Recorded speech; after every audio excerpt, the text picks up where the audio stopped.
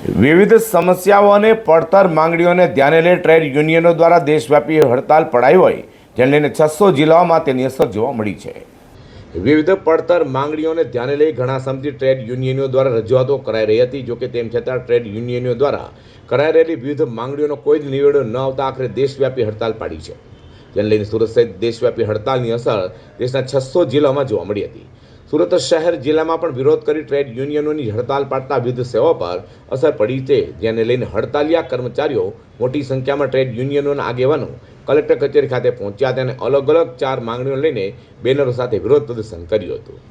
હું Piyush Desai, bank of India staff union સુરતના president છું.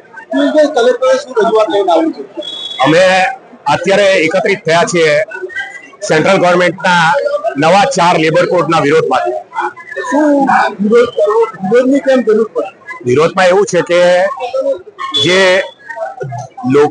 નવા યુવાનોને જે રોજગાર મળવો જોઈએ ત્યાં જે રોજગાર મળતો નથી, તેની જગ્યાએ સરકાર એક ફિક્સ ટર્મ એમ્પ્લોયમેન્ટ પ્લાન લાવી છે.